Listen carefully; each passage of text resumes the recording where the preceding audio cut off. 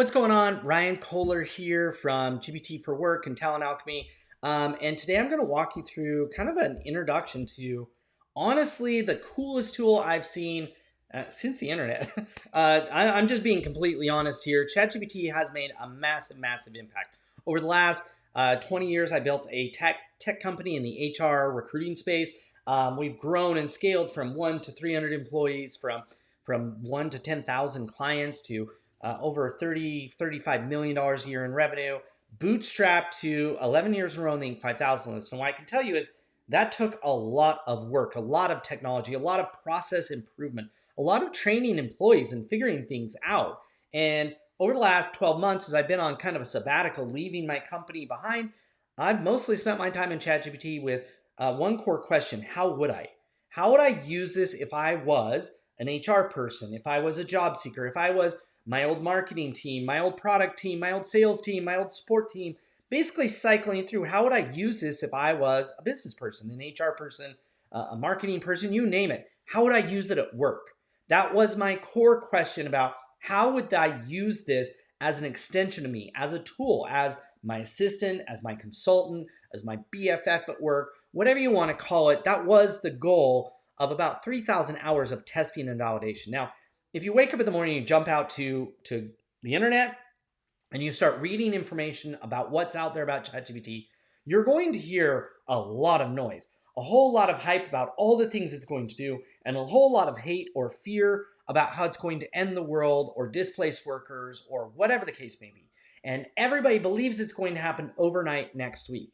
Now, here is the concept that many people outside the tech world who haven't studied or been involved in the way that technology is created and brought to market and evolved and matured may not see, is that this concept of Gartner's hype cycle. This isn't something that we can get rid of or get away from. This is just how it works, whether it's the fax machine, whether it's the internet, whether it's email, whether it's proliferation of mobile devices like the iPhone or browsers, or in this instance, AI and generative AI specifically. We go through the same exact hype cycle from an industry standpoint, from a technology standpoint, and even down to the level of the way that technology is introduced and impacts your own profession or your own industry. Simply put, all new cool technology is invented by geeky geniuses, whether they're scientists or engineers or programmers, you name it. They're the ones that are out there studying this stuff, have so much passion to find an answer to a problem or a new way to do something or a new invention, that they pour themselves into it. At some point, they get to the point where they've got something that might be worth it. And in order to take it to the next stage, they generally have to raise money and raise a team. Those two things, money and team, outside investment money and a team of people to help them work on the project so they have more throughput or whatever, require them to cast a vision of the future, a vision of what's possible in the future and when it will be possible and the impact it will make on the world. If you think about visionaries like Steve Jobs or Elon Musk or you name it, you're going to see the same thing of them casting a vision of what the future could be like. And most likely they're going to be asked, when will it happen? The answer is almost always the future will be completely different than where we're at, and it will happen sooner than you think. Now, the problem we have with this is that what they're saying is what it could do, what it may do, what they're going to push to make it do, but they're not telling you what a guarantee it will do or when it will happen because they don't know what they don't know. They're not there yet. But the money and investment that's needed kind of requires this pitching of opportunities, not what will happen, but what could happen and when it could happen. It causes us to overstate those things. And so you have to understand the hype and where it comes from and the fact that when you have somebody who stands to gain from the opportunity of a new technology, that there's a good chance that they're going to lean towards the side of hype. Not because they're lying, but because they don't know any better than any of us know what the future holds, but they do have insight into what it could hold. Now, that said, we also have people who feel threatened by it. This is where the fear or the hate or the detractors come from. People who make their money off the status quo, or who have the most comfort maintaining the status quo, would be potentially threatened by new technology. And it doesn't matter who it is, it's always there, whether it's horse and buggy salesman when the car came along, whether it's fax salesman when the internet came along, whether it's paper salesman when email came along, you name it. Those people who are threatened in this instance, maybe teachers, maybe journalists, maybe workers. In fact, us, you as an HR person, may feel some level of threat that you're replaced potentially by this computer.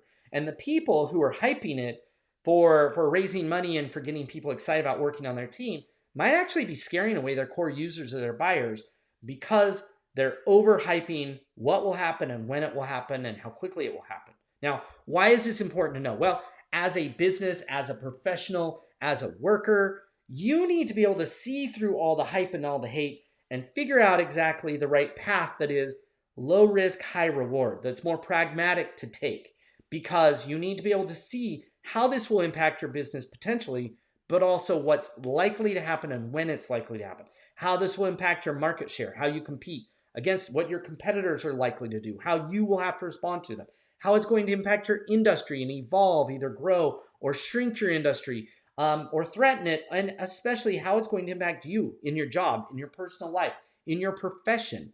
Being able to see what's coming next is super important, knowing we're moving so fast and that things in the future, the farther you look out there, are very hard to identify and know for sure. What we want to do is be able to look at things day by day and make progress along that line as we learn it.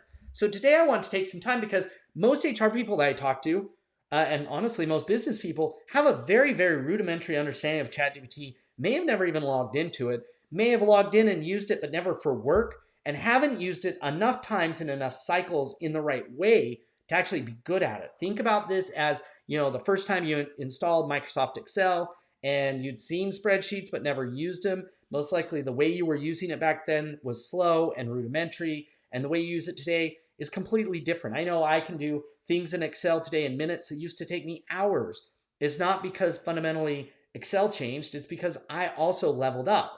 The way to think about it is that ChatGPT or generative AI is the magic wand. It's only as good as the wizard using it and the spells that they know.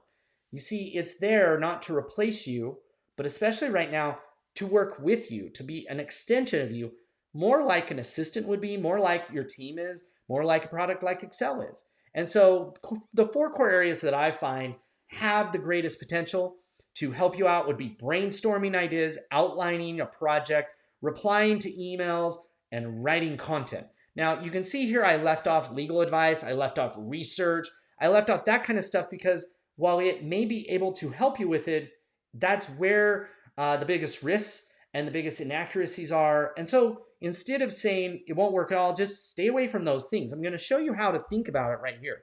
The way you have to think about it is, well, if you listen to the news, it can do everything. And if you listen to the news, it also fails at everything. What you really need to do is look at your personal situation, your work, your profession, your job, your department, your company, and identify all the different opportunities, and then figure out how to rank them on how likely it is something you should focus on. We do this in 2 different ways. We start with risk versus reward. Clearly, our goal is to work on things that have a high reward with the lowest possible risk. That would be the top green area, not the red area. We want to take all the different stuff and say, whoa, there's high risk there, and I'm not sure the reward's there. Throw them on the right-hand side versus the left-hand side. Now, secondly, we look at it from the other side of, well, how easy will this be, and how certain are we that the impact will actually happen? Once again, we're looking to do the projects that are in the greens on both sides. Another way to think about this is based off of the risks that are associated. And normally it's one of 2 things. Number 1, on the left, is how private or secret or proprietary is the information we're using. The more private, the more secure, the more secret it is, the more risky it is to put it not just in ChatGPT, but any generative AI platform, or to even talk to somebody outside your organization that doesn't have an NDA or an employment agreement on. Anything like that you would want to talk to a lawyer where there's attorney-client privilege, or whether you would only want to discuss it or disclose it if there was an NDA in place. Real simple. Don't put that information into any generative AI right now. I'm not saying it will never be able to be in there. I'm saying that's not where I'd start. That has a very high temperature on the risk spectrum. We want the stuff with a low temperature. A low temperature would be somebody's LinkedIn profile or a resume after we've removed their contact info, a job ad that we've used before, our job description. even our benefits, our values, our culture, that type of stuff, the projects we're working on, all that information, while we may believe it's not public, it's private, it may not be that secret or that proprietary. And so that's the type of information with a lower temperature threshold on how valuable it is. Now, on the flip side, you have how important is accuracy. You've heard that there are inaccuracies when ChatGPT says things or when it returns things and it makes stuff up, etc., etc. Once again, really quite simple. ChatGPT is giving you the draft of information. You shouldn't be using it to write or draft information that you can't personally validate by reading it. The more that it's outside of your comfort zone to validate, and the wider the distribution of how many people you're going to send it to, the more important it would be to have it validated, either by yourself, your team, or somebody else. So let's take a great example here of two different projects that will show you the reds versus the green. Project number one, you have a situation going on at work with an employee who's stolen certain secrets and is trading them, and you want to figure out whether we can sue them or not, or what we should do. We think we may have broken the law. Awesome. That sounds like extremely private, extremely proprietary, extremely secret information. Stuff that I would want to talk to my lawyer under attorney-client privilege or talk to a consultant with an NDA in place. I'm going to guess that's a high red on the right side. Now, the flip side, how accurate and vital is the information coming out? Well, if what you're going to ask ChatGPT is to make a legal argument or make a legal ruling or tell you what the legality is of something, once again, I'm not a lawyer, so I'm going to assume you aren't. I'm going to assume, therefore, we wouldn't know whether it's right or wrong. That sounds like a red thing. That doesn't mean in the future generative AI can't do it. It just means you shouldn't be picking that as the first thing to work on. Instead, keep doing what you're doing now, which is you talk to a lawyer. Now, on the flip side, we have, say, writing new, more engaging recruitment marketing content to generate more applicants for our jobs, get them excited about working for us, get them started and jump-started into our company and teaching them about our culture, our values, etc. That information is a green on the left side. It's not private, even though it may not be public right now, it's going to be public as soon as we publish it. And even if it's stuff like our value or our mission or the things we're working on, most likely that information is not something that we're stopping from getting out there. We're probably not signing NDAs before we show somebody a job description or do an interview or anything like that. And therefore, it's green stuff. It's not that private or secure. Now, on the flip side, how important is the accuracy or how wide will the distribution be? Well, once again, if you're the HR person or the manager, somebody writing an ad, somebody creating a job description, somebody creating job questions, somebody creating training materials and culture and values information, I'm going to assume that when a draft of anything comes out of ChatGPT, you could proof it and decide whether it's right or wrong, just like if you hired a brand new assistant or a brand new employee to help you with it. I would assume you wouldn't rely on their final say on the first draft and send it out to 1 million people. I would assume that if they were going to send it to lots of people, you would want to review it. And if it was something where accuracy and making sure it was something you were committed to is important, you would want to review it then too. Same standard applies here. So in this instance, creating recruitment marketing content is not private, secure, proprietary information, and it's something that we can easily proofread, read through, adjust, and make changes to before we distribute it. Therefore, it's a green activity and is what I'd consider low-hanging fruit. Now, if you've never seen ChatGPT before, I'm going to jump in and actually show you like how it works and what it works. And so one of the first things, though, is your paradigm or your perception of what it's going to do or what it is super important. When we start playing with something new that we've never seen before, what us humans want to do is compare it to something that we do know. A lot of people are comparing ChatGPT to Google. They're saying, well, instead of Googling it, I could ask ChatGPT. That ask concept puts us in the situation where we're assuming it's coming back with the right answer. So the first step is don't think of it like it's a search engine. That's not what it is. Instead, think of it like it's an assistant who's helping you. Instead of asking it a question of what's the right answer, instead assume that it's something of how could I go about? What are some ideas to do? Could you help me write this content? Now, that's number one, is assuming it's more like an employee, assuming it's more like Slack. It's a channel of conversations where we're going back and forth. We're collaborating.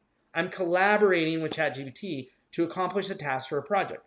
Now, the number two assumption is that you just log in, you throw a prompt at it, and you take whatever comes back as the final product.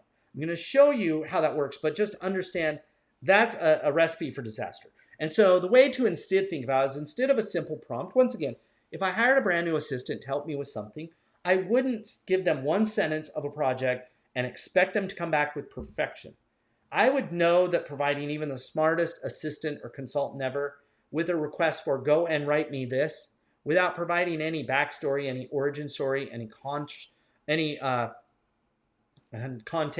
any context, anything like that, or any feedback, is most likely going to result not in a wrong answer, but maybe not the right answer for what I was looking for. A simple prompt is simply too simple. Now, what I could do instead is give a complex prompt, meaning I could create an entire project outline for this person.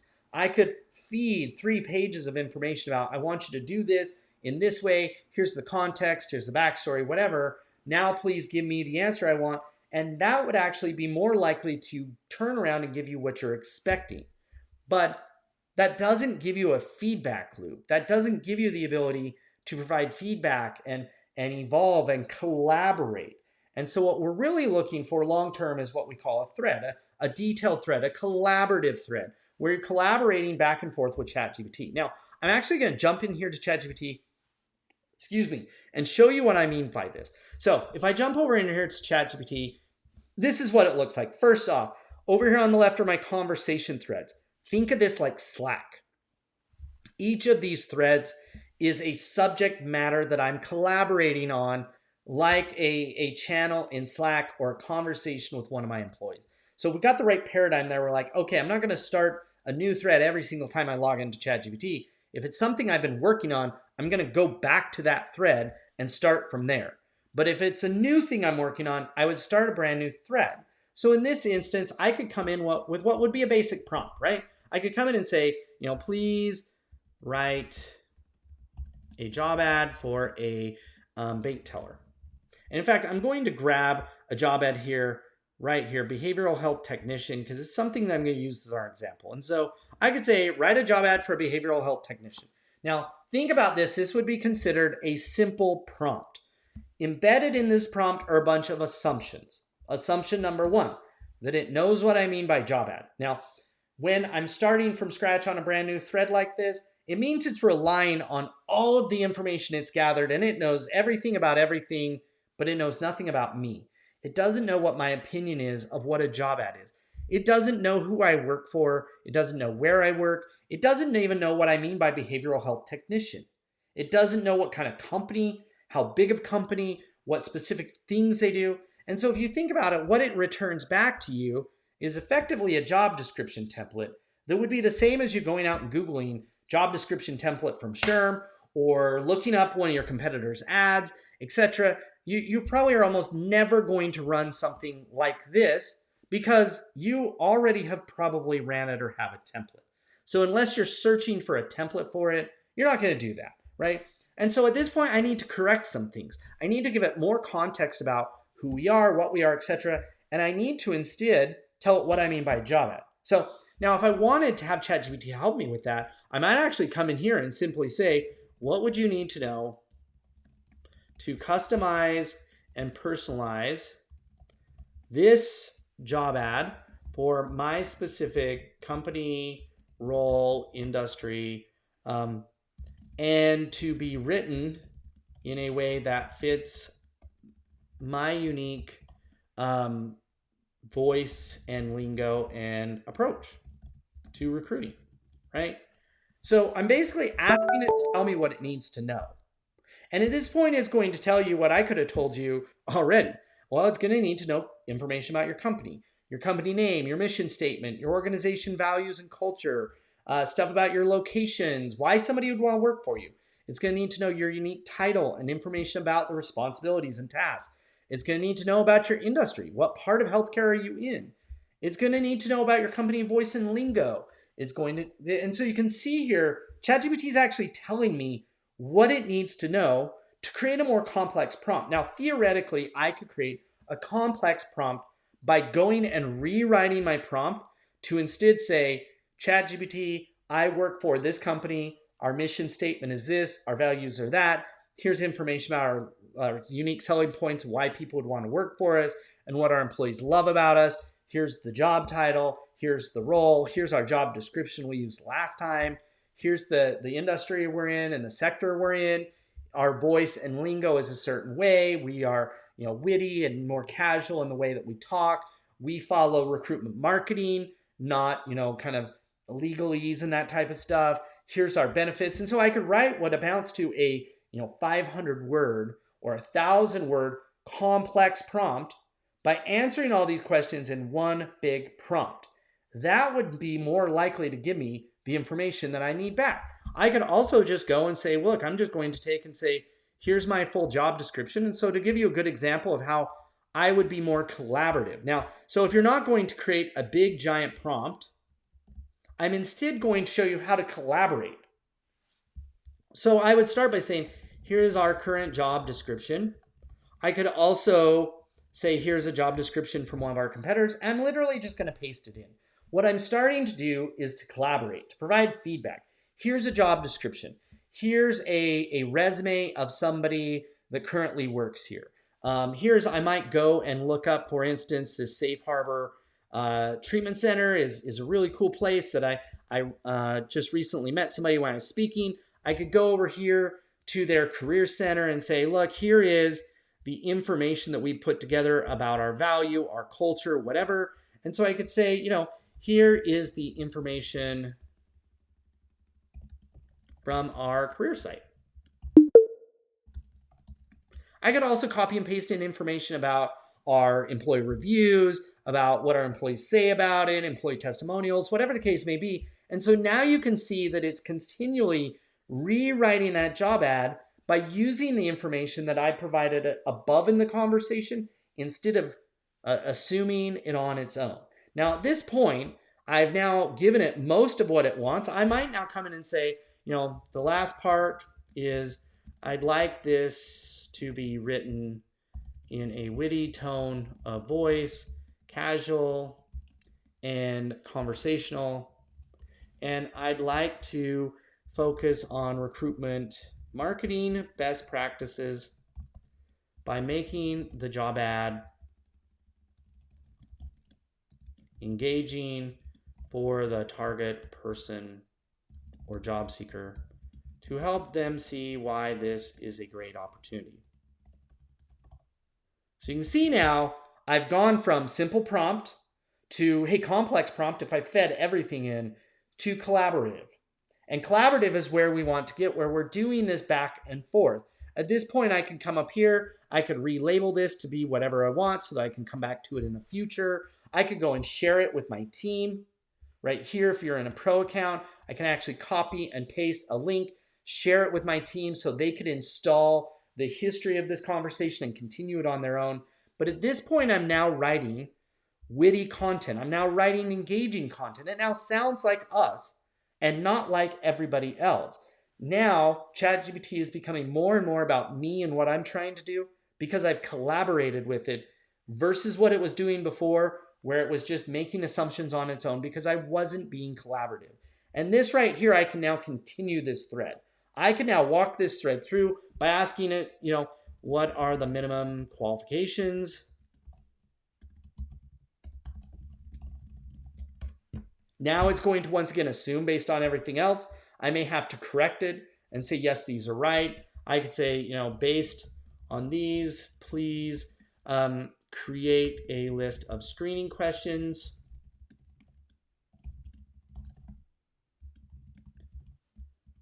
And once again, I'm collaborating back and forth. I can tell you what it's going to do. It's going to give me open-ended, almost like screening questions for a phone screen.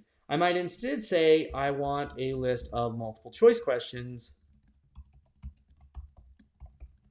with witty answer options and scoring criteria to help me rank candidates in my ATS system. Now, once again, I've collaborated. I've been more specific with what I'm asking. I'm pushing back and having it give me very specific things back. It's now doing what an employee would do of being better. I could continue on with this. I could ask it for behavioral interview questions. I could ask it for a candidate scorecard. I could feed it back a resume of somebody who applied and said, hey, what questions would you ask this person? How would you respond? You name it, I could follow and pull that string and follow the process all the way through to offer letters and 90-day emails to get somebody excited about the job, and unpacking our culture and values, and helping activate and get a new employee up to speed, not just about the job, but about our company, our organization, our customers, our clients, our patients, whatever the case may be. I can continue on this thread by collaborating back and forth as I ask it to do something. I read what it gives, I provide it feedback, I ask it what it needs to know, and I feed that information back in to give it more context, more clarity about what we're trying to do. And this right here is really the back and forth that's required to collaborate with anybody. But in this instance, I'm collaborating with a virtual AI generating tool of ChatGPT. This same approach will work regardless of what generative AI you use, or whatever generative AI might be built into, say, your applicant tracking system or your onboarding system, or whatever the case may be. They're all going to struggle with those same things. As I jump back and think about it, anytime that you see a ChatGPT or a generative plugin into any piece of software, you're going to have to come back to the same exact thing. Is it providing a simple prompt? Is it providing a complex prompt? Or is it providing a detailed collaborative thread? If it just has a single box for a prompt, that means I need to get from simple prompt to complex prompt.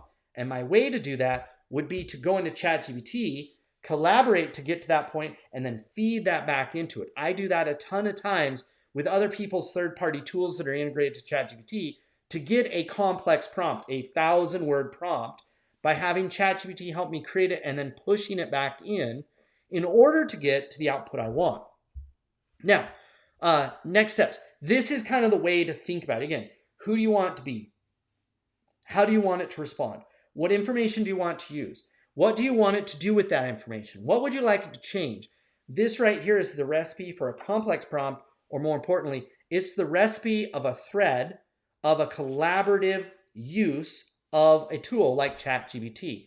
This has still been way, way faster than me collaborating with a hiring assistant or with a third-party consultant or anything like that. Definitely faster than if I'd started from scratch or copied and pasted somebody else's ad and then started changing it. And so it really has that ability when we collaborate. So how should you get started from a personal standpoint? Really quite simple. Again, focus on green things. Brainstorming, outlining, writing, replying.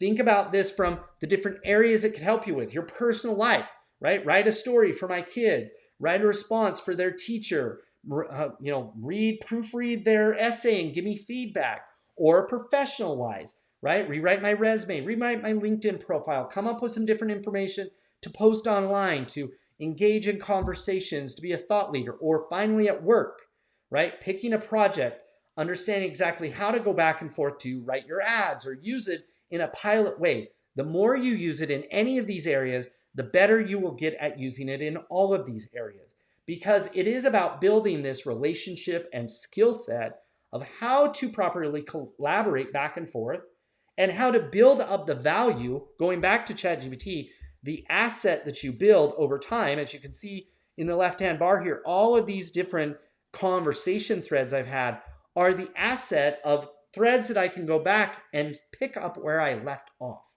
And that right there is the real power of building out your personal usage of ChatGPT. Now, at this point, you may say, this sounds awesome, but it still sounds like a lot of work, and I have a ton of questions.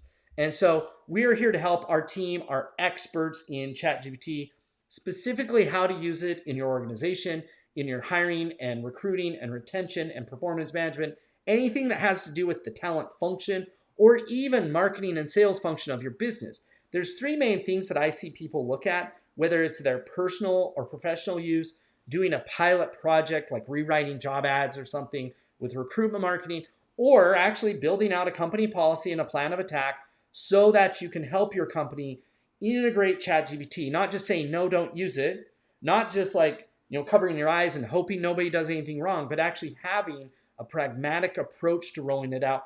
All three of these are things that you're going to see your company do, and you yourself are going to have to do in the next year. Whether you like it or not, this is what's coming. The way that we can help is to make it low risk and high reward, to allow you to move fast through these projects while reducing your chances of making mistakes, or learning as you go or making the same mistakes we've already made. Our team accounts for tens of thousands of hours in ChatGPT time of every type of content, of every type of communication, of every type of brainstorming.